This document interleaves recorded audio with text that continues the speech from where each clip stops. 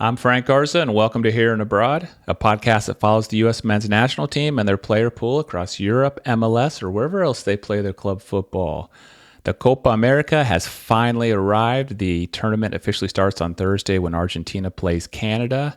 The U.S. will kick off their opening match against Bolivia this Sunday, June 23rd.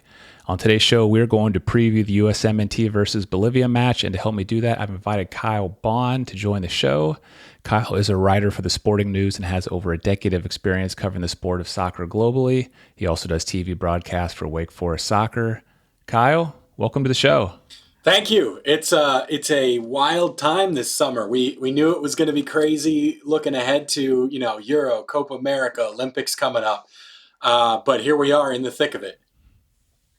Yeah, you've been on the podcast a lot, and it seems like every time we're kind of talking about, well, the Copa America's coming, this crazy summer's coming, and man, yeah, we are finally here. Super excited. And, we've had a couple of friendlies in recent weeks to look at this USMNT team.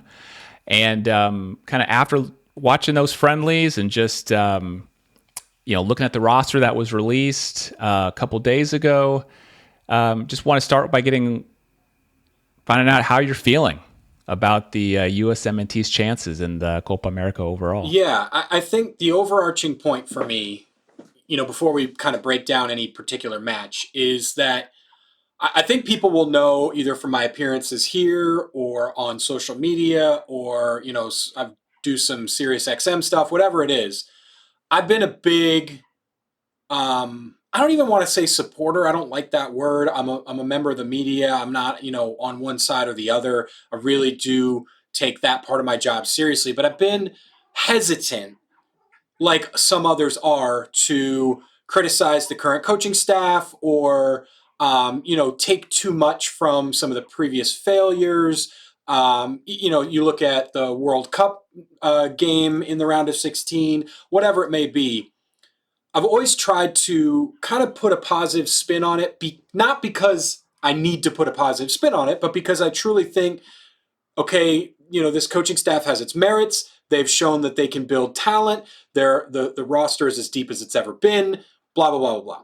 There's been plenty of reasons why backing Greg Berhalter and the staff and the direction that they're taking, to me, has been the more reasonable approach. Now is the time that has to pay off for me. And the biggest criticism for Berhalter and his time as head coach is that they cannot beat the best teams in the world. We're not asking them to win the Copa America, right? Like, that would require probably beating at least 3, if not 4, of South America's best teams, and probably, that makes it 4 of the best teams in the world. They need to reach the semifinals, in my opinion, to prove that they are achieving growth on the field. That growth in the talent department, in the locker room, on an individual club level, has to start paying off now for them to say, yeah, we're on a good trajectory to 2026. Making the semifinals of this competition is going to be exceedingly difficult because the U.S. were drawn on the same side of the bracket as the other 3 of the 4 best teams in the tournament. Argentina has a cakewalk to the final. You've got Uruguay, Colombia, and Brazil all on the same side of the bracket as the U.S. They're going to have to beat at least 1, maybe 2 of those teams to reach the semifinals. They've got to do it, Frank. They've got to show that they can win a game or 2 against good teams in order to prove that they're on the right path to 2026. They don't need to be one of those best teams, but they need to prove that they can get a win against a top quality side. And if they can't do that here, you're looking at going into the 2026 World Cup with Greg Berhalter's 2 best results as head coach, a 0-0 draw against England in the World Cup and a 1-1 friendly draw with Brazil. They've got to prove that they can get a win on a day against a top team here, or else I think you start really asking questions at the end of the tournament. And if I'm off the bandwagon, then I think that's a problem. Yeah. Yeah, I mean, this is realistically, this is really when you talk about what's the trajectory of this UN's men's national team under Greg Berhalter. There's been a lot of noise, since the World Cup, but this is the first true data point, in my opinion, as to are we on the right track, or not. And yeah, I totally agree with you. You don't if they don't get the signature win here, then they're not going to have one heading into the World Cup. I mean, they might have a friend. They might win a friendly against an elite team, but talking about an elite team in a knockout style tournament, it would be so valuable for this team to get it under its belt and just have that confidence going into the World Cup. So I'm with you. Speaking of Greg Berhalter, he has some, I think, tough decisions ahead of him in terms of the starting lineup he's going to put out there against Bolivia in this first match. And I want to kind of break down a few of the different decisions he has to make. But I guess I'll start just by asking you, when the lineups come out before the match, what's the part of the lineup you're most curious to see how it unfolds? I'll be honest. I don't think there's much to debate here, which is unfortunate. You want these debates because that means usually that there's good competition. Nobody's pushing Matt Turner in goal.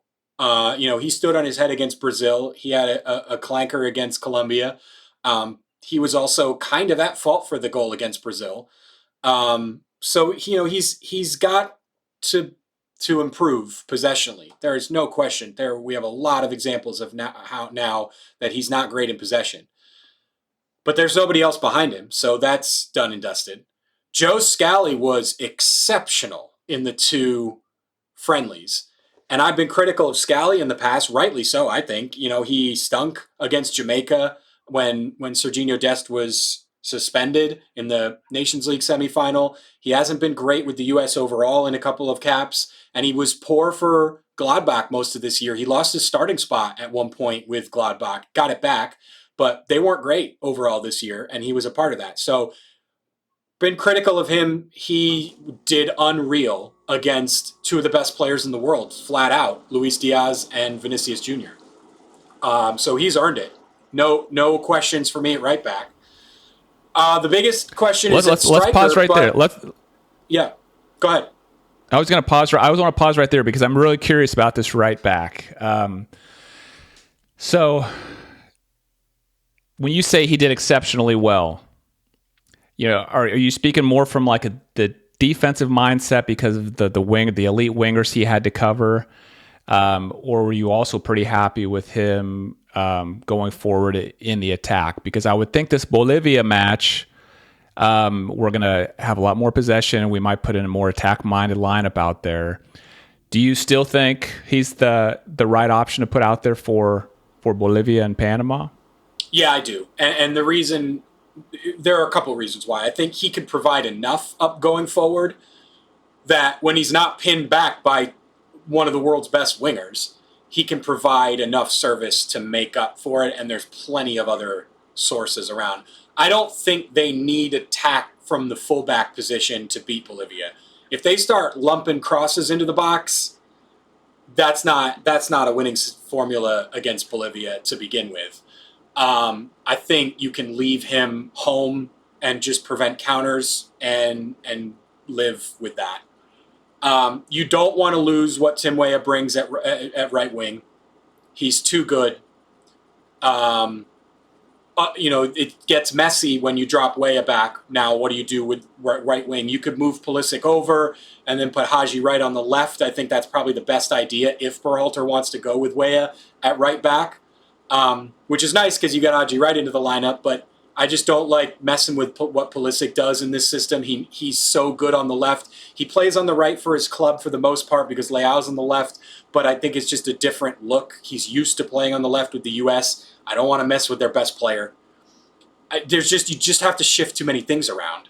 I just don't. I think that's the only other viable option, and I don't like it. So The other options include like moving Adams or McKinney to right back. I'm not messing with that. Adams really isn't fit yet, and McKinney, did it against Jamaica because he didn't have to defend at all. So I don't like any of the other options. Yeah. And there was no experimentation with those options in the friendlies, and so it does seem pretty unlikely he's just going to kind of roll something totally new out there. Okay. What about the midfield? I think you might have been going there, but really curious, especially around Tyler Adams. I mean, I think he got 20, 30 minutes in the Brazil match. I'm assuming he's still fit, at the same level fit. There wasn't any setbacks. We haven't heard of any setbacks. I mean, assuming he's still good to go, what do you do with Tyler Adams in this Bolivia match? I was under the impression going into the friendlies that he was going to be fully fit. There was a lot of talk about how he was ready to go. They had lots of conversations with Bournemouth about how to use him and where he was at and lots of testing and all that. And it seemed like he was ready to go. And then before the Brazil game, we heard, he's only fit for less than 45 minutes. So given that, I just don't think there's any way to expect Tyler Adams to start. Musa did all right against Brazil. He's still kind of loose with his possession, but his ball carrying is elite. And he can do a defensive job. He has to be cleaner in possession. But the other things that he brings to the table, he can do all right at the 6. And when you put him and McKinney in kind of a pivot with Reyna at the top of the triangle, I think you're fine. Johnny was not good in the second half against Colombia. I really like him as a player. I'm not out on him by any stretch, especially for 30 to 45 bad minutes against a really good team. I need U.S. fans to understand how good Colombia are. I don't think they're getting enough credit ahead of this tournament. They are on a 22 game, I believe 22 or 23 game unbeaten streak coming into this tournament. They missed the 22 World Cup, and yet their unbeaten streak dates back to before that World Cup. I mean, it's just they're on a tear. That is a team that is the epitome of the whole is greater than the sum of the parts. And they are not to be trifled with. If the U.S. ends up matching up with them, which I think is very likely in the round of 16, I like Colombia to win their group over Brazil. And if the U.S. finish second behind Uruguay, that's where the matchup is. Not the round of 16, quarterfinals. But Johnny was not good in that game. I just don't think he's a viable starter right now. Really good bench option when you're looking to shore up a game. But yeah, that's the 3 is Musa, McKinney, and Gio. Yeah, I was a little surprised with Tyler Adams' minutes in the friendlies as well. I was expecting 45 against Colombia and maybe 60 against Brazil, so that he'd be kind of closer to that 90-minute. But now I'm expecting maybe 45 minutes against Bolivia, 60 minutes against Panama, and kind of get him ready to have more minutes against Uruguay. So I don't know. I won't be surprised if Berhalter starts him and then pulls him at halftime, kind of like he did in the Nations League final against Mexico. But to your point, I thought Musa looked great against Brazil. I've been kind of down on him in the short term. Not long term, I know he's a great talent, but watching him at AC Milan this season, watching him in some U.S. games, it's the giveaways. It's just like so many giveaways of the ball. But in Brazil, although he maybe had a few, he really tightened it up, and I thought he did amazing at like getting out of pressure with his dribbling and whatnot. So I won't be surprised if Adams doesn't start, Musa, McKinney, and Gio, just like you said there. The other big question, I think, is the striker. So we saw Balogun get the start in the first match. We saw Pepe get the start against Brazil. We've also seen Haji Wright, not too long ago, get a start against Mexico in the Nations League final. Where are you with striker? Who do you think Berhalter's going to put in there against Bolivia? I think we saw so much of Balogun in the friendlies that I think he's going to be the guy. Pepe he didn't have a lot of he didn't have a lot of influence on the game against Brazil. Because I hesitate to say he was bad, because really nobody played poorly in that game. And when you get such a result like that, it's really hard to criticize players. But he just didn't have much, and I thought they were at their best when Balogun came off the bench and played. I know he hasn't scored a lot. I'm kind of with fans that it would be nice to shoehorn Haji Wright in here. I don't love that Berhalter has kind of pinned him in as a left winger in this tournament. I think he's shown that he can play as a number 9 in this system, and I would love to see him start at striker. But with what we've heard and seen from Greg Berhalter in the run-up to this, it's probably going to be Balogun.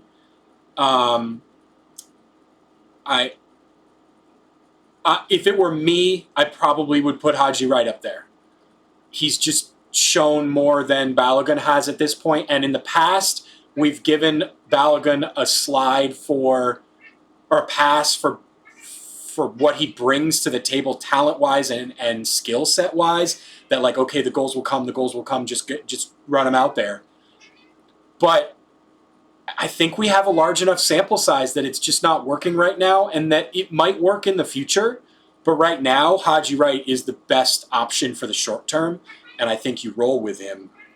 I'm not the coach, so I think from what we've heard and seen that Balogun will be the starter. Yeah. This is one, it wouldn't shock me to see any of the three, out there. I don't know how well I can predict Berhalter there. I will say that, the U.S., and we'll talk about Bolivia as an opponent and what kind of style we expect them to play, but I think it's safe to say that we're going to have possession and they're likely to sit maybe in a low block for much of the match, which the U.S. has struggled against. Balogun struggles against. I interviewed a journalist who covers him over at Monaco, and he was saying he really struggles in the French league at times because so many teams in that league all sit in a low block, and Balogun's had problems with that. So I don't know which of the three strikers Berhalter thinks could do the best, in a low block like that. I imagine he might kind of lean towards whoever that is, but all of them have had their chances. If you look at the last couple months with the U.S. men's national team, and probably Haji Wright's the only one who's really had a performance that stood out, in a match. Let's talk about Bolivia a little bit. The USMNT's first opponent. What do you know about this Bolivian team?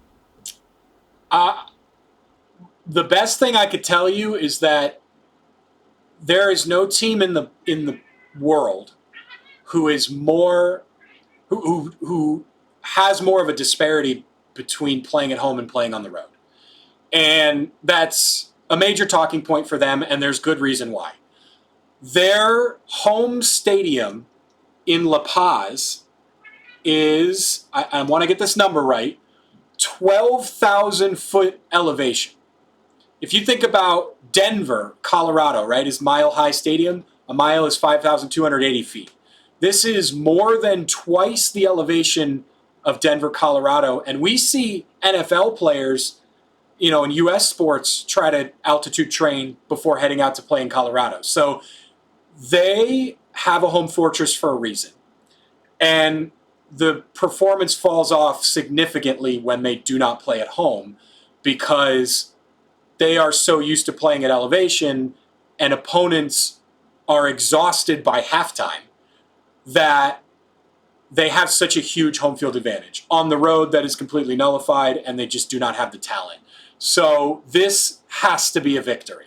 Anything less than a convincing victory to me is problematic. Yes, it is a South American team, so there's going to be a lot of physicality. It's going to be hard to run up the score. I don't think fans should expect, 4-0, 5-0. But I think they need to win by multiple goals. 2-0 is a very reasonable expectation. If they win by a goal, I'm concerned. Yeah. Yeah, I think in this match it's going to be so important to get that early goal. versus sometimes you see them play teams like this and they have a hard time getting that first one. And then next thing you know, you're in the 70th, 80th minute and it's still 0-0. I'll add a few other notes about the Bolivia team to kind of echo your point. So South American World Cup qualifying has already started for 2026 World Cup. There's 6 matches in. Bolivia currently sits 9th out of 10 teams. They have 1 win, 5 losses. So they really are a bottom of the table team when it comes to South America. Their FIFA ranking is 85. US is 11. Bolivia's ELO ranking is 62. US is 24. If you look at the roster, Bolivia's roster, overwhelmingly most of their players play their club football in the Bolivian professional league. They have very few playing over in Europe. So I think that just echoes your point that this is a team that we should beat definitively.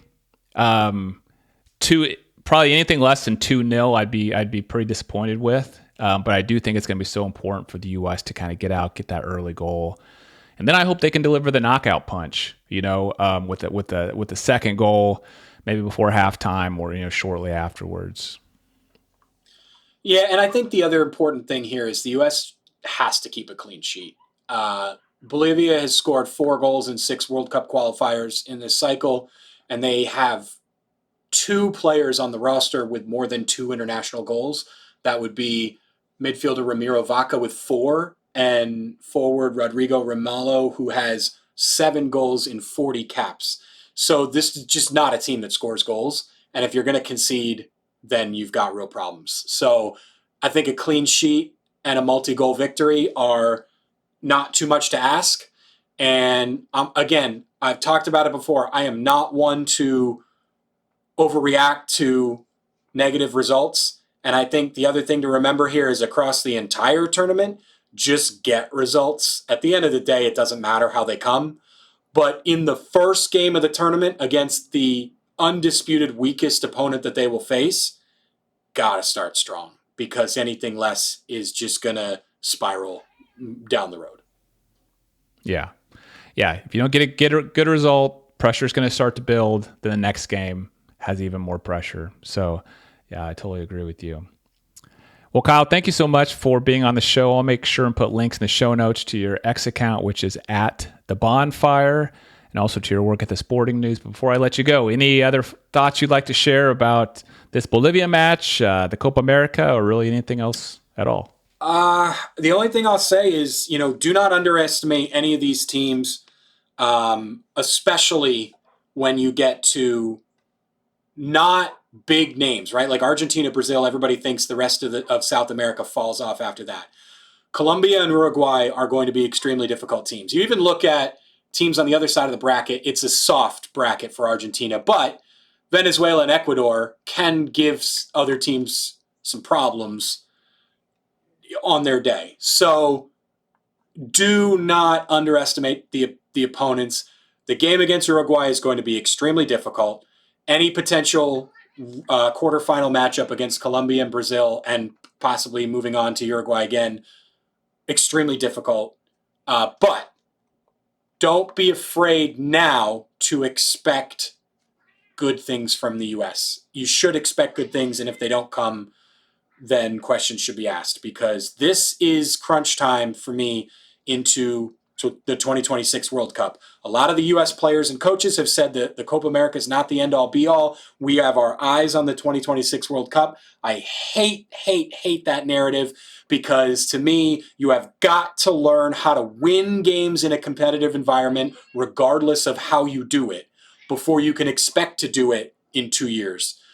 Now's the time to win the game any way you can and get as far as you can in this tournament, because if you're coming in with we'll do our best, but we're building for 2026, that isn't going to cut it. And we saw the mental struggles against Colombia, and then when the team actually took it seriously against Brazil and had that desire, they got a draw. So just get results, and I want fans to expect the team and want the team to want to win.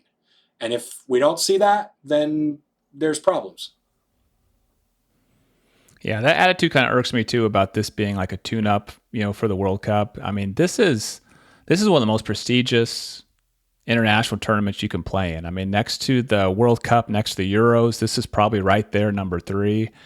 And if you want to get a feeling for how big of a deal this is, go look at highlights from when Argentina won the last Copa America and what that meant to Messi and the rest of the team and how they celebrated that. I mean, this just being in this tournament is a huge deal. Yes, it is an important step on the way to the next World Cup, but this tournament standalone is a huge deal, and the U.S. is really lucky to be able to participate in it. Thank you so much, Kyle. Thank you. Anytime. Let's get after it. Exciting times. And thanks to everyone for listening to Here and Abroad. If you enjoyed the episode, please share it with a fellow USMNT fan. I'm Frank Garza. You can follow me on X at FrankGarza007, and I'll be back next week with a new episode.